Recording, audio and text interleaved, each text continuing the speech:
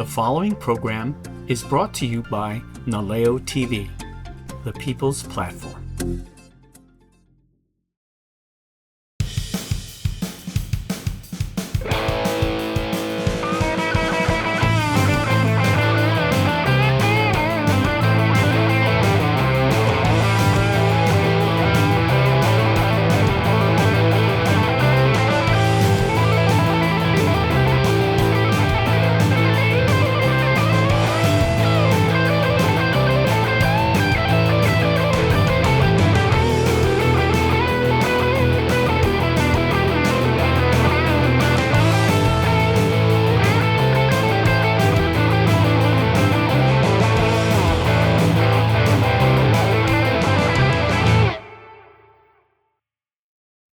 Aloha, welcome to Classic Car Chronicles, the stories behind the ride. I'm your host, Richard Gonzalez. Today, we have a 1932 Deuce Highboy Roadster. Its owner, Steve Dennish, is here to talk about it and give us the full scoop. Aloha, Steve. Aloha, Rich. How are you? Good, good. Excellent. You've got a beautiful car here. This is one of my favorite cars out of our car club. Thank you. And from the first day that I saw you come in, I was like, wow. So tell me, when did you first acquire this 32? Yeah, it's an interesting story, to be honest. I had my own business in California, Limeworks Speed Shop, and we restored cars, built hot rods. And one of my older friends that I'd known for many years called me, describing this car, a 32 Ford Roadster, with all the parts for it to finish the car and the whole thing. And I just assumed it was a job. And he said, no, he's selling the car. He's getting divorced, wants to sell everything. He's selling his whole collection. So he told me the price. I'm like, that's doable. Told Carol we weren't buying a new car because we were expecting a new baby. We were going to get this package going. And she said, if it's a good idea, let's do it. So I went up with a friend of mine up by Magic Mountain, looked at all the stuff, was blown away by it, paid for it, got it transported back to my shop with all the rest of the gear we had. And basically, it was an American-style 32 Roadster in primer. I'm English. I wanted to put my signature on the car. Right. So I sourced some different parts for the car. It's an English engine. I sourced a very rare Daimler V8 engine that was built in 1958. I converted that to a stick shift because I didn't want an automatic. And basically built a new chassis for it. We did it all at my shop. I had a couple of talented metalwork guys that did the metalwork. We finished the whole car, built the chassis, designed the frame, designed the suspension, built everything, and then drove it around in bare metal for 2 years. Wow. So the chassis was all done, all the chrome was done, the polish was done, the frame was finished, but the body was in bare metal. And had some fun shaking it down like that. And then time was right to get it finished. So I blew it apart, had another guy I knew do the paintwork and body, and a neat old fella from the LA Roadster Club, upholsterer that I'd known for many years. He was in his 80s. I had already said that once I want to upholster this, he'd like to do it. So about 5 or 6 years later, I said, okay, Lanny, we're ready to go. And he did the upholstery, Wow. which I'm really pleased with, in Rolls-Royce leather. I wanted it blue and white. And he said the only leather he could find that was blue was Rolls-Royce leather. So he went with the English theme again, So that's basically where it started. And it was in 2000, just before my daughter was born. But it was good that you had a shop. Yeah. And so at your shop, what kind of work did you do? Did you do fabrications? Yeah, we did everything except we didn't in-house paint or upholstery. We did everything else. So I do chassis work and welding and complete restorations, but we'd shop out the paint and upholstery, and everything else we did in-house. And then I started my own product line. So there's a couple of products that we developed, and I would use this as the test bed, basically. Nice. To put the new products on, make sure they didn't break or work correctly, and then we'd go into production and stuff. So when you got that call from your friend, And he said it was a 32. Were you actually looking for a 32 or? Well, as you know, it's the holy grail of hot rodding, Right. isn't it? A 32 Ford. And being from England, it was like, I'm never going to be able to get to that position. But it was one of those, and that's where my wife Carol said, well, if it's a good deal, go for it. And it was, like I said, it was the holy grail. So when I finished it, my son is on the registration as well. So it's the family heirloom, Right, basically. right. It's Nice. not going anywhere.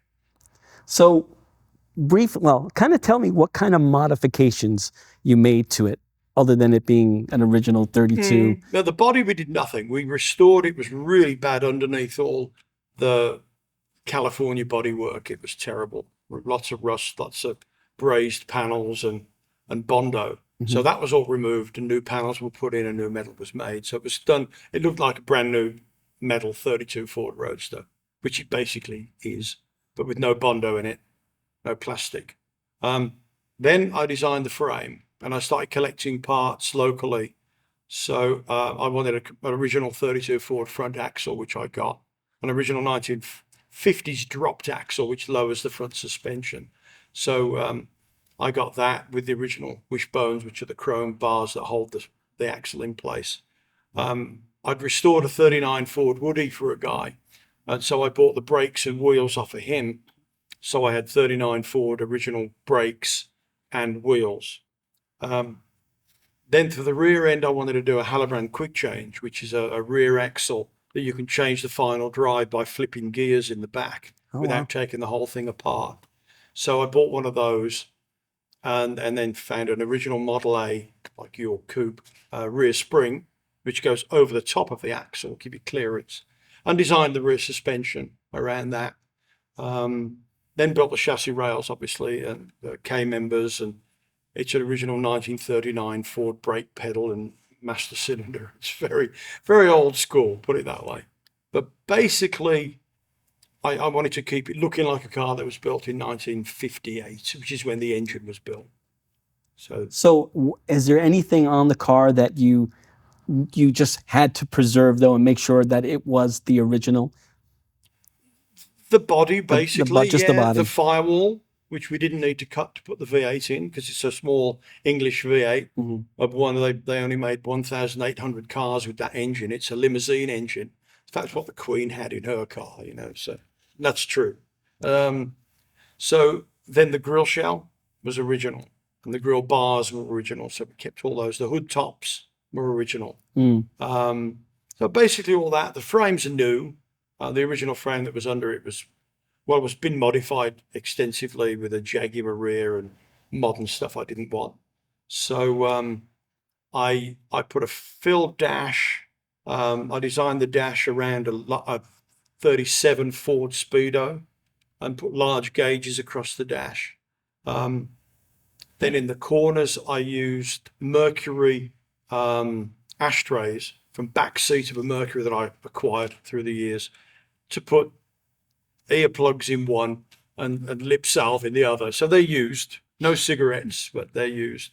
And the important thing to me was making it a stick shift.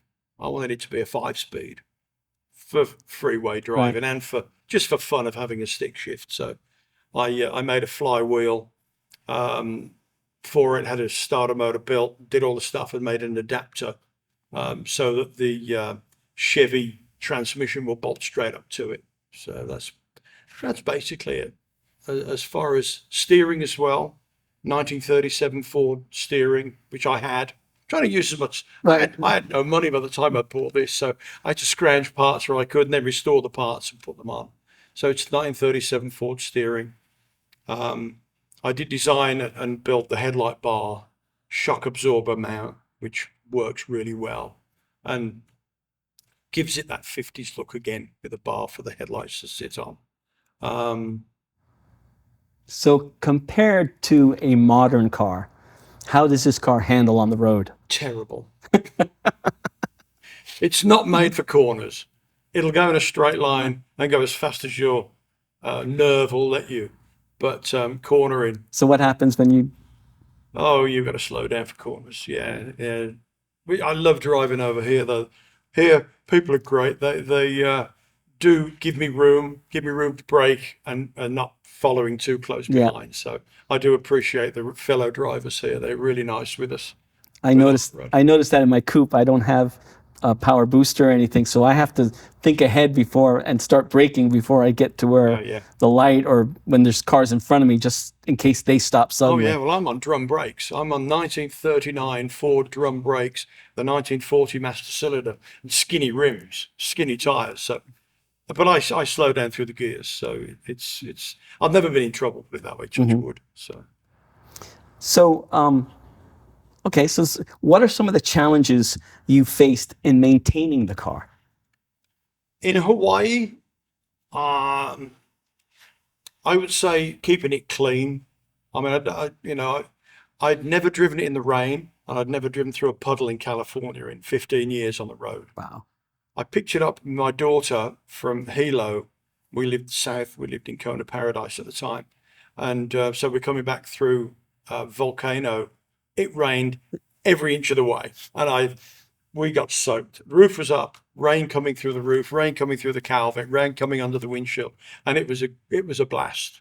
And I said to Emma, "This is more fun driving here in the rain than in California because it was a nightmare over there. Too many people, no room, everybody's up your backside, and give you no room to stop." So that keeping it clean, but it's all chrome underneath and polished aluminum. So I use Pledge. Furniture polish, the lemon Pledge. Right. Spray that on the chrome and it takes the haze off. And it's been here for 6 years and it still looks as good as it did. Okay. Within reason. And as far as parts go, how do you source parts? I guess online. I don't need them anymore. Touch wood again. It's been really reliable it's been on the road since 2007. I think it was when it was on the road. And it's been great. Yeah, it's been good. I did blow up the rear axle. I've had a few things break on there, but I can still buy parts for it from that because it's a manufactured part. Right. I know in talking to you since I bought the coupe, I've found all these places that, when I think about what I need, it's like, oh, I'll go there. Yeah. And there's a difference between like getting a restored part and a hot rod part. Oh, yeah. So it's like I have to figure out who are my best sources for getting stuff. But body panels and stuff, it's better to go to restoration shops because they're cheap as chips. But then the only problem with buying aftermarket stuff is 9 times out of 10 they don't fit. Yeah. So you've got to modify everything to fit. That's what was easy for me to build my own car from the ground up because I made everything. So it was easy to make it fit because you just built it to work, So here's one of the last questions. Do you participate in car shows and automotive events? Now, I know you do, but what's your thought on those? Because I do, yeah. I like the driving part of it. I don't like sitting around on a chair jabbering. I'd rather, to me, it's the getting there, it's the fun. Right. And I also, to be perfectly honest, don't like going in groups because if I'm going to break down, I'll fix my car. And if anybody else breaks down, I've got to stop and fix it for them. So I don't mind doing that, but I prefer making my own way. I mean, I've driven to Bonneville in a flathead powered 37 Ford on my own from California to Bonneville and stuff like that. I used to go to San Francisco on my own with a friend or with the wife, but not in a caravan. I don't like caravanning. Well, thank you, Steve. I really love this car. I love the history behind it, and I appreciate you coming in to talk to us about it. It's been a pleasure. And maybe we can just take a little cruise down. I think we can do something like downtown and see how it runs. Thank you. Cheers, Richard. All righty.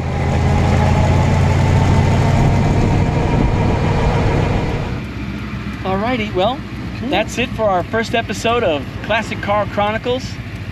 We hope that you'll join us again. Thanks, Steve, for giving us a tour of your car and a ride. You're very welcome. It's been fun. Any excuse to drive a hot rod, Yep. Until next time, aloha. Aloha.